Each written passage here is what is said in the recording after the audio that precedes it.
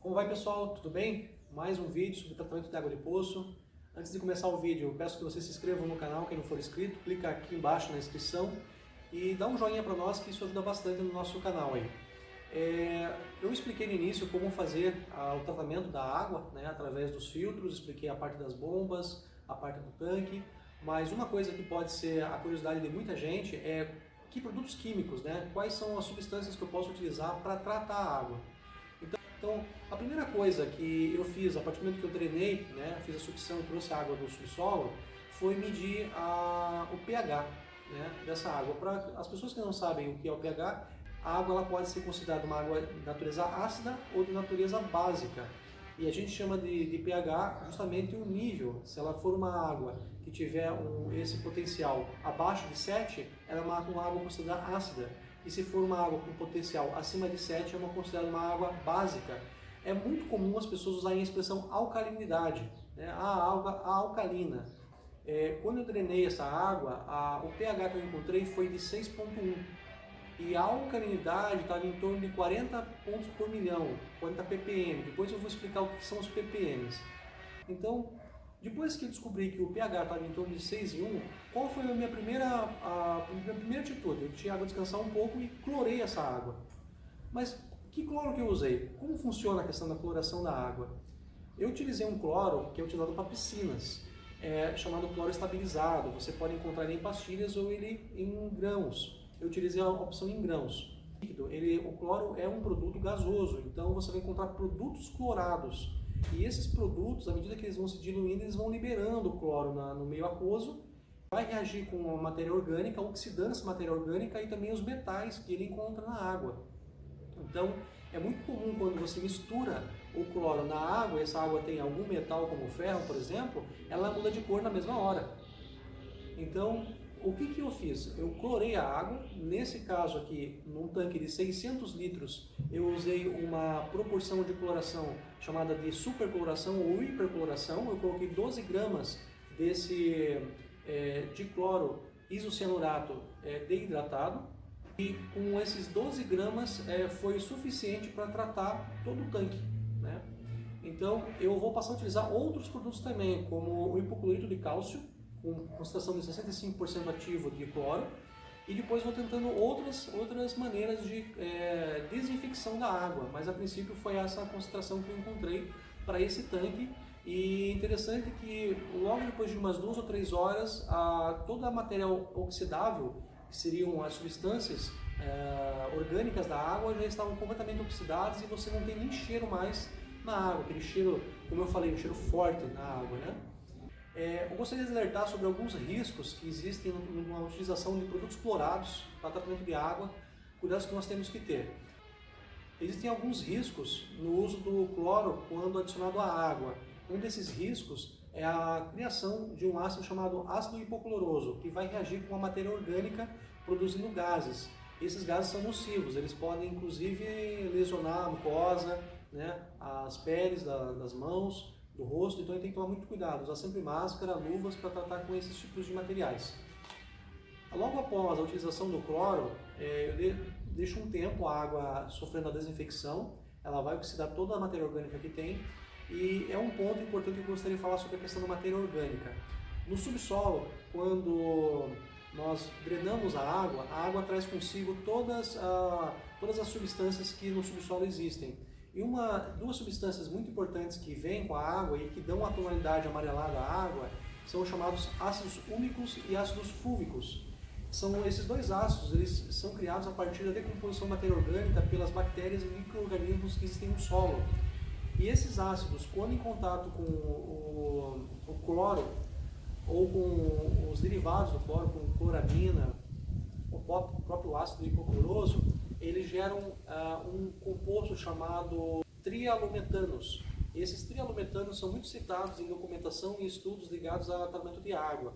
Esses trialometanos são compostos nocivos à saúde, perigosos. Existem estudos apontando que muitos deles são carcinogênicos, ligados inclusive ao surgimento de carcinomas, né, cânceres. Então, atualmente se busca alternativas à utilização do cloro para que não se se crie esses trialometanos ou criem em menor potencial. Os trialometanos, eles surgem da reação do cloro. Então, hoje se pesa a utilização de outros produtos e o risco de desinfecção para a água é uma questão muito séria. Ele sempre foi uma solução muito eficiente no tratamento de água. Então, hoje se pesa que se utilizar outro produto que não seja o cloro, a desinfecção seja menor. Isso gera um risco de saúde pública. Então, por exemplo, à medida que você aumenta a taxa de cloro na água, seja no tratamento residencial ou no tratamento do saneamento público, a tendência de aumento desses trialometanos é muito grande. E a partir do momento que você adicionou o cloro, a reação do trialometano ela vai acontecendo ao longo do processo de tratamento. E ela continua acontecendo mesmo na água que chega à sua casa. Então existe um parâmetro de acompanhamento das empresas para a verificação desses trialometanos para que isso não traga problemas de saúde para as pessoas que consomem essa água. A partir de 1991, com as epidemias de cólera no Brasil, o aumento da coloração da água foi uma exigência para o tratamento da cólera, porque a água carregava os patógenos que podiam produzir essas doenças. Então, existe um risco muito grande quando se procura utilizar a desinfecção através de outros meios que não seja o cloro. Então, o cloro acaba sendo um mal necessário, mas tem que se utilizar de maneira muito inteligente as proporções das quantidades para ele não se tornar nocivo, né?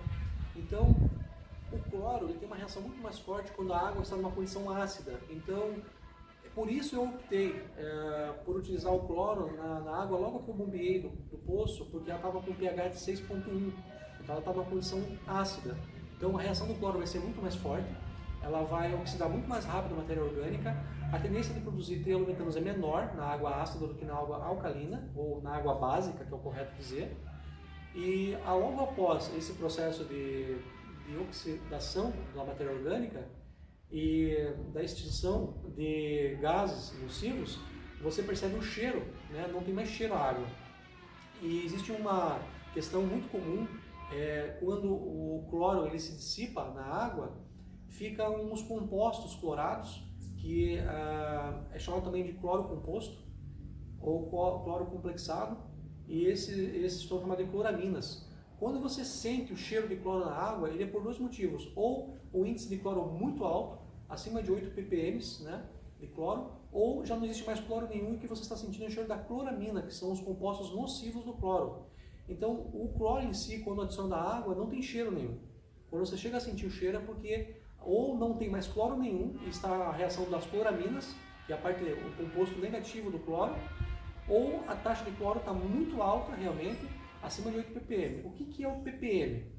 As pessoas podem perguntar e vão ver isso em muitas literaturas. O ppm é partes por milhão.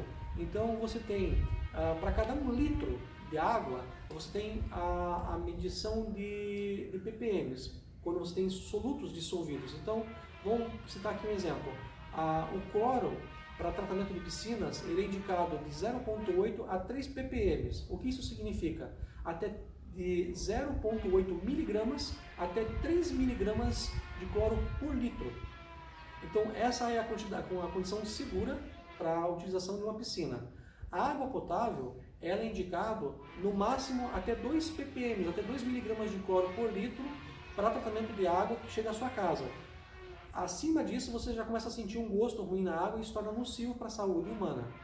Então, o que é o adequado? O adequado é até 0,5, 1 miligrama de cloro por litro para uso. Eu fiz uma medição do cloro livre, que tem o cloro livre, o cloro composto e o cloro total. O cloro total é a soma dos dois, dos compostos clorados, cloraminas, e do cloro livre, que é o cloro puro, né, ativo. Então, esse cloro, quando medido, ele deu para mim, que vinha da caixa da água, 0,9. Então, a água que fica na caixa, ela vai descansando, ela vai perdendo o cloro, porque ele é um gás, ele vai se dissipando. E na torneira direto da rua, eu tive uma medida de 1,09. Então, está numa condição adequada. Essa é a medida segura, né, para a desinfecção de água, para que você possa tomar uma água sem o perigo de ter ali algum tipo de patógeno, ou cianobactérias, qualquer coisa que possa prejudicar a sua saúde. Então, fico por aqui nesse vídeo, né? Já se estendeu muito, não gosto de fazer vídeos muito longos porque acaba se tornando cansativo. Muito obrigado, pessoal.